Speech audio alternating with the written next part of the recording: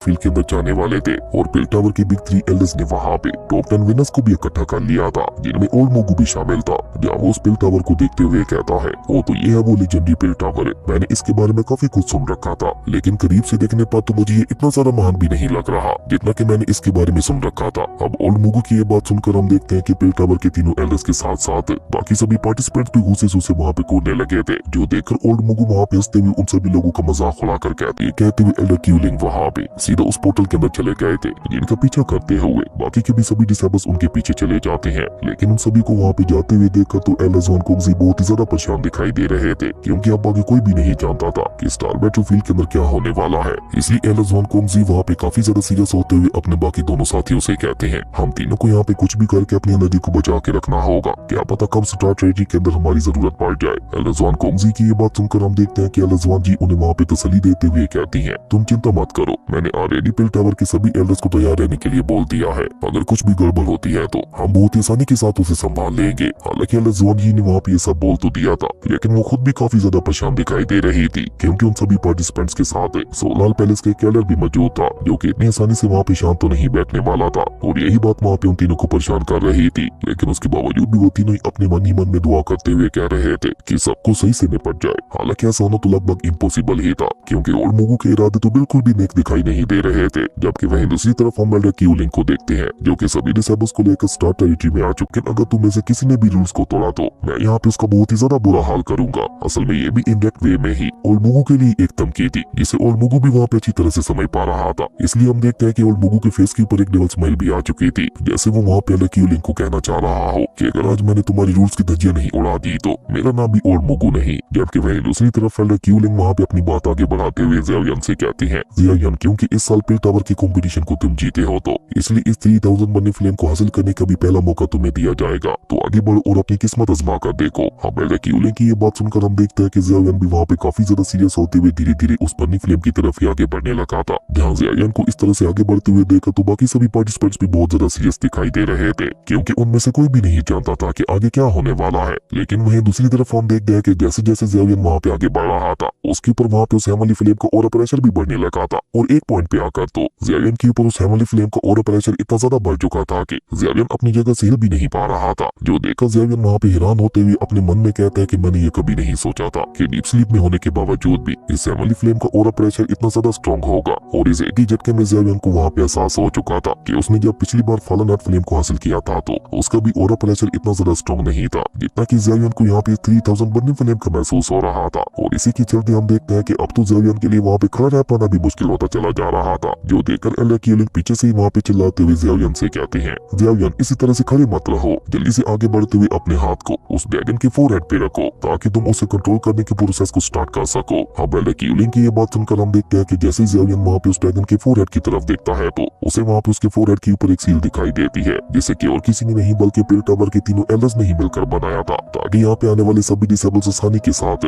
इस 3000 burning flame को हासिल करने के लिए अपनी किस्मत आजमा सके। और यही सब सोचते हुए ज़ियाओयान भी वहाँ पे उसके फोरहेड के पास चला गया था और अपनी हथेली को सीधा वहाँ पे उस ड्रैगन के फोरहेड को बीचों बीच रख दिया था, जिसके चलते हम देखते हैं कि वहाँ पे बहुत ही ज्यादा स्ट्रॉन्ग ऑरा जनरेट होने लगा था। और अब तो वहाँ पे ज़ियाओयान की बॉडी के ऊपर इतना ज्यादा स्ट्रॉन्ग प्रेशर पड़ रहा था कि उसे महसूस करके एक पल के लिए तो ज़ियाओयान भी वहाँ पे घबरा गया था, लेकिन अगले ही पल ज़ियाओयान खुद को वहाँ पे किसी अलग ही जगह पे पाता है, जो कि बहुत ही ज्यादा भयानक और खतरनाक दिखाई दे रही थी। और अभी ज़ियाओयान वहाँ पे खड़ा होकर उस जगह को समझने की कोशिश कर ही रहा था कि तभी अचानक से उसे वहाँ पे अपने पीछे एक बहुत ही ज्यादा खतरनाक हंसने की आवाज सुनाई देती है, जो कि वहाँ पे हंसते हुए ज़ियाओयान से कह रहा था, वो तो एक और लालची इंसान है जो कि ताकत को पाने के नशे में अपनी मौत के मुंह में चला आया है। न जाने इन इंसानों की ये ताकत को हासिल करने की लालच कब जाएगी। हालांकि इंसान इतने ज्यादा कमजोर होते हैं कि इन्हें कोई भी चींटी की तरह मसल सकता है, लेकिन उसके बावजूद भी हर बार इंसान अपनी ताकत को बढ़ाने के लिए उस ताकत को पाने की कोशिश करते हैं जो कि उनकी औकात से भी बाहर होती है। अब उस खतरनाक आवाज की ये बात सुनकर हम देखते हैं कि ज़ियाओयान भी वहाँ पे गुस्से से उसे जवाब देते हुए कहता है कि ताकत होती ही है कंट्रोल करने के लिए,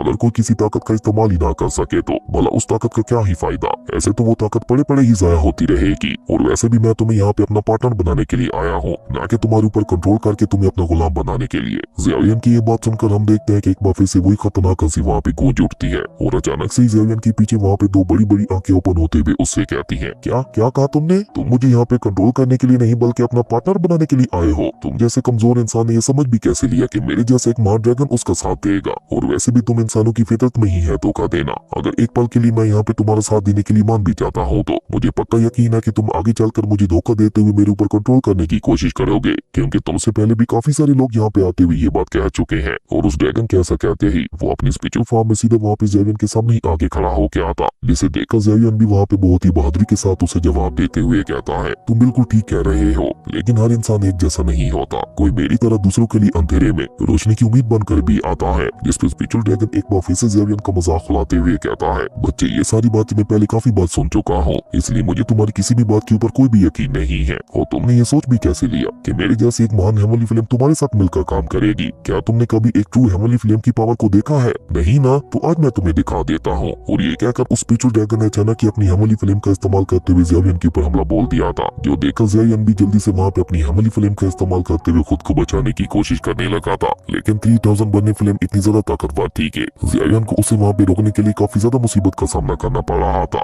पर 3000 बर्निंग फ्लेम वहाँ पे पूरी तरह से ज़ेवियन की पावर को सप्रेस कर पाती। उससे पहले हम देखते हैं कि अचानक से ही उस ड्रैगन सील ने वहाँ पे बहुत ही तेजी के साथ चमकना शुरू कर दिया था, जिसने ज़ेवियन को बचाने के लिए उसके चारों तरफ वहाँ पे प्रोटेक्टिव बैरियर भी बना दिया था। जिसे देखते हुए तो वो स्पिरिचुअल ड्रैगन भी अचानक से ही वहाँ पे रुक गया था और हैरान होकर ज़ेवियन से सवाल करते हुए पूछने लगा था, आखिर ये सील तुम्हारे पास कैसे आई? कहीं तुम एंशिएंट ड्रैगन ट्राइब से बिलोंग तो नहीं करते? जिस पे ज़ेवियन उसे वहाँ पे जवाब देते हुए कहता है कि मैं तुमसे झूठ नहीं बोलूंगा, असल में ये ड्रैगन सील मेरी एक दोस्त ने मुझे दी थी, जो कि एंशिएंट ड्रैगन ट्राइब से ही बिलोंग करती है। और हाँ, मैं ये भी जानता हूँ कि तुम्हारा पहला ओनर भी एंशिएंट ड्रैगन ट्राइब से ही बिलोंग करता था। अब ज़ेवियन के ऐसा कहते ही हम देखते हैं कि 3000 बर्निंग फ्लेम वहाँ पे काफी ज्यादा इमोशनल हो जाती है और अचानक से उसकी आंखों के सामने उसकी पास्ट की मेमोरीज चलने लगी थी। जब 3000 बर्निंग फ्लेम एक छोटा सा बच्चा था तो उस समय उसने एंशिएंट ड्रैगन ट्राइब के कैडर को अपना मास्टर एक्सेप्ट किया था और उसी ने उसे वहाँ पे उस ड्रैगन का भी रूप दिया था, जिसके चलते 3000 बर्निंग फ्लेम उस एल्डर को ही अपना सब कुछ मानती थी। हालांकि वो दोनों वहाँ पे एक साथ बहुत ही खुशी खुशी रह रहे थे, लेकिन अचानक से एक दिन वो एल्डर वहाँ पे उसे सवाल करते हुए पूछते हैं, ज़ेवियन क्या हुआ था वहाँ? क्या तुम उस हेमली फ्लेम को कंकर करने में कामयाब हो गए? जिस पे ज़ेवियन नाम अपना सर हिलाते हुए कहता है, वो हेमली ड्रैगन तो बहुत ही ज्यादा गुस्से वाला है, जिसे कंकर कर पाना बहुत ही ज्यादा मुश्किल काम था। ऊपर से उसके दिल में इंसानों के लिए बहुत ज्यादा नफरत भी मौजूद है, जिसके चलते मैं तो उसे कंकर करने में कामयाब नहीं हो पाया। अब ज़ेवियन की ये बात सुनकर हम देखते हैं जहाँ एक तरफ बाकी सभी रिसर्वर्स बहुत ज्यादा परेशान हो जाते हैं कि ज़ेवियन उन सभी में सबसे ज्यादा टैलेंटेड था, अगर वो ही नाकाम हो गया तो उनके तो फिर कामयाब होने का सवाल ही पैदा नहीं होता था। जबकि उन सबसे अलग और मुगु तो वहाँ पे बहुत ही ज्यादा खुश दिखाई दे रहा था, क्योंकि उसे वहाँ पे लग रहा था कि ज़ेवियन के नाकाम होने की वजह से 3000 बर्निंग फ्लेम को हासिल करने की उसके चांसेस और भी ज्यादा बढ़ चुके हैं।